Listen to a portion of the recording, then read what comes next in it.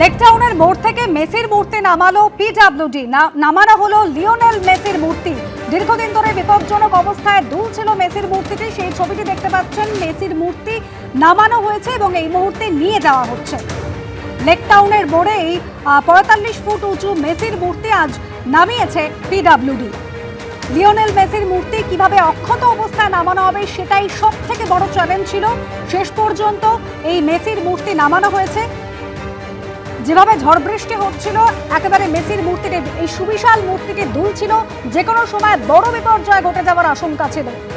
আজ পিডব্লিউডি আধিকারিকরা তারা লেকটাউনের মোড় থেকে নামালেন লিওনেল মেসির মূর্তি। মেসির মূর্তি নামিয়ে এই মুহূর্তে নিয়ে যাওয়ার কাজ চলছে।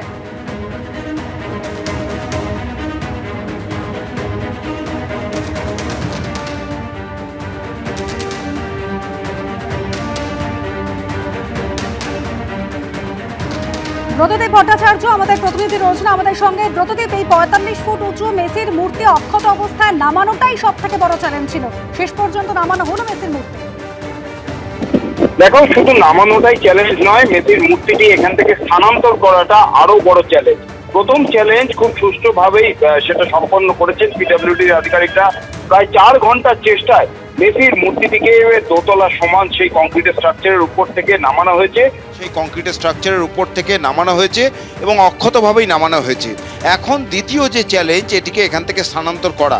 কারণ তুমি জানো যে মেসির এই মূর্তিটি ৪৪ ফুট, যার উচ্চতা, অত্যন্ত অপলকা জিনিস দিয়ে, গ্লাস ফাইবার দিয়ে তৈরি। এবং শুধু তাই নয়, মূর্তিটি ফাঁপা, অর্থাৎ কোনো রকম সামান্যতম আঘাত লাগলেও মূর্তিটি ক্ষতি হতে পারে, ভেঙে যেতে পারে, এমনটাই আশঙ্কা কিন্তু ছিল।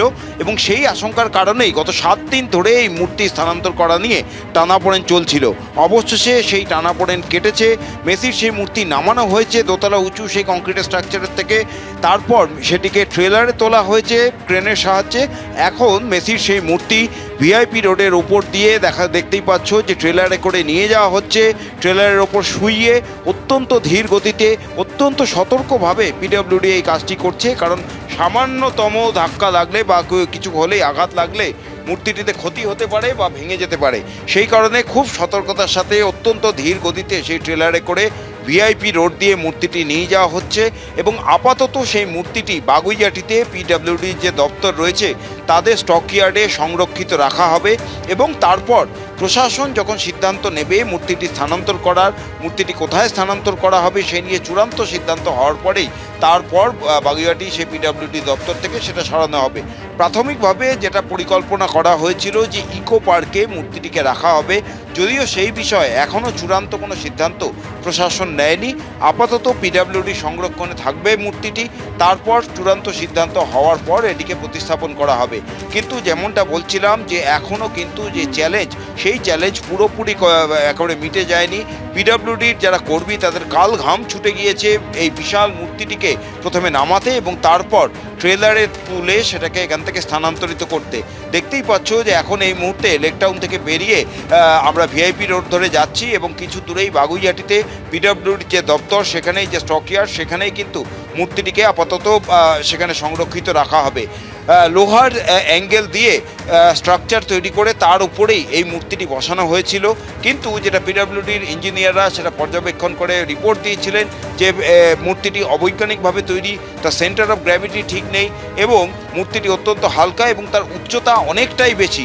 সেই কারণে মূর্তিটি যখন জোরালো হাওয়া দিচ্ছিল সেই কারণে মূর্তিটি দুলতে থাকে এবং বিপজ্জনক অবস্থায় ছিল, এমনটাই রিপোর্ট দেওয়া হয়েছিল পিডব্লিউডির তরফ থেকে। এবং পিডব্লিউডি সেই রিপোর্ট পাওয়ার পরেই প্রশাসন কিন্তু জানিয়ে দেয় মূর্তিটি এখান থেকে সরিয়ে ফেলতে হবে। যদিও একই সঙ্গে এই নির্দেশও ছিল মূর্তিটি অক্ষতভাবে নামাতে হবে। সেটাই অক্ষত অবস্থা নামানো সম্ভব হয়েছে প্রতিদিন এবং এই মুহূর্তে স্থানান্তরিত করা হচ্ছে। ধন্যবাদ।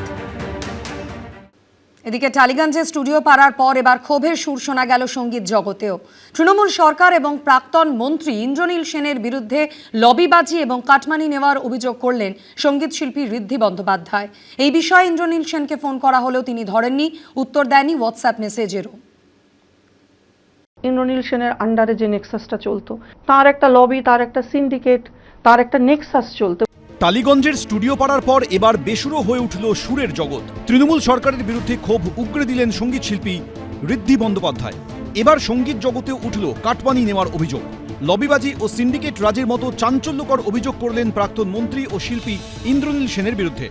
তারা 4-5টা করে 6টা-7টা করেও এক একজন অনুষ্ঠান পেতেন এবং প্রত্যেকে হাই পেমেন্ট পেতেন, সেটা ব্যাংকে পড়তো, সেখান থেকে টাকাটা রিটার্ন হয়ে আবার চলে আসছে অন্য জায়গায় তোলার মতন করে বা কাটমানির মতো করে। এটা কে নিচ্ছে? কে নিতে পারে? আমি তো বারবার একটা নামই বলছি, ইনি এবং এর সাঙ্গপাঙ্গরা। আপনি আমার ব্যাংকে রাখলেন 10,000 টাকা, আমাকে বললেন যে তোমার ওখানে 10,000 পারিশ্রমিক হিসেবে 10,000 টাকা রাখছে, তুমি কিন্তু আমাকে 2,000 টাকা ব্যাক করে দিও। শিল্পীর অভিযোগ, এসবের প্রতিবাদ যারা করেছিলেন তাদেরকে ব্যান করা হয়। আমি মোটামুটি লাস্ট 12-13 বছর ধরে ব্যান ছিলাম। ইন্দ্রনীল সেনের আন্ডারে যে নেক্সাসটা চলতো, বিভিন্ন রকম মঞ্চে দেখতেন যে পাঁচালি গাইছে, কীর্তন গাইছে, তাদের অনেকেই আছে যারা সরকারি চাকরি পেয়েছেন। সমস্তই আমাদের গায়ক মন্ত্রী নিয়ন্ত্রণ করতেন। তার একটা লবি, তার একটা সিন্ডিকেট, অবশ্যই তার একটা লবি, তার একটা সিন্ডিকেট, তার একটা নেক্সাস চলতো এবং যারা তাকে সকাল থেকে হুজুর হুজুর বলে ফোন ঘোরাতো, টাকা দিত, গিফট দিত, সময় দিত, সঙ্গ দিত। কিছু কিছু শিল্পী আছেন কাজ পেয়েছেন কিন্তু সরকারের সাথে সেটিং করে। প্রাক্তন মন্ত্রীর পাশাপাশি সরকারি আধিকারিকদের বিরুদ্ধেও দুর্নীতিতে জড়িত থাকার অভিযোগ করেছেন ঋদ্ধি। সরকারি আধিকারিকরা ইনভলভড। আমি আমার রাজ্যে সরকারি কাজ পাই না, আমার নাম দেখলে আমি সরকারি হলও পাই না, আমাকে দেওয়া হবে না। এটা মনোপলি, কারোর বাবার সম্পত্তি। রবীন্দ্র সদনকে ইন্দ্রনীল সেনের বাবা এসে তৈরি করে গেছিলেন। পরের দিকে সমস্ত কিছু নবান্নর থেকে সমস্ত কিছু বলে দেওয়া হতো কে পাবে কে পাবে না। আমাদের এই ফ্র্যাটার্নিটিগুলো না পচে গেছে। চারিদিকে আপনি দেখবেন কীটপতঙ্গের মতো লোকজন ঘুরপাক খাচ্ছে। সুতরাং নিজেরটা হয়ে গেল, নিজের ধান্দাটা গোছানো হয়ে গেল, চুপ। গেরুয়া সুনামিতে পালা বদলে গেছে রাজ্যে। ডবল সেঞ্চুরি হাঁকিয়ে প্রথমবার পশ্চিমবঙ্গে ক্ষমতায় এসেছে বিজেপি। ক্ষমতাচ্যুত হতেই ঘরে বাইরে তৃণমূল সরকারের বিরুদ্ধে উগরে উঠছে ক্ষোভ। এমনকি কদিন আগে তাৎপর্যপূর্ণ মন্তব্য করেছেন প্রাক্তন তথ্য সংস্কৃতি প্রতিমন্ত্রী ইন্দ্রনীল সেনও। এই মুহূর্তে যদি আমাকে চয়েস জিজ্ঞেস করেন, আজকের চয়েস, যে সামনে এখন কোনো ভোট নেইও, তাই ওই ভোটে দাঁড়ানো নিয়ে আমি এই মুহূর্তে ভাবছি না। মানে ইলেকট্রাল পলিটিক্স এখন আর ইনভলভ হওয়ার কোনো মানে ইচ্ছে নেই এই মুহূর্তে নেই। চৌঠামিও ভাবিনি আমি চন্দননগরে ওখান থেকে হারবো। ওখানকার মানুষ আমার থেকে হয়তো আরো বেশি কিছু এক্সপেক্ট করেছিলেন, আমি সেটা দিতে পারিনি, মানুষ তাই ভোট দেয়নি। সেই ইন্দ্রনীল সেনের বিরুদ্ধেই এখন চাঞ্চল্যকর অভিযোগ করছে শিল্পীদের একাংশ। টালিগঞ্জের স্টুডিও পাড়ায় যেমন ব্যান রাজনীতি, শিল্পী ও শিল্পের উপর শাসকের শাসন থেকে একাধিপত্য চালানোর অভিযোগ উঠেছে তৃণমূলের বিশ্বাস ব্রাদার্সের বিরুদ্ধে। ঋদ্ধি বন্দ্যোপাধ্যায়ের অভিযোগ প্রসঙ্গে প্রাক্তন মন্ত্রী এবং সঙ্গীত শিল্পী ইন্দ্রনীল সেনকে ফোন করা হলেও তিনি ধরেননি, উত্তর দেননি হোয়াটসঅ্যাপ মেসেজের। কৃষ্ণেন্দু অধিকারী, এবিপি আনন্দ, কলকাতা।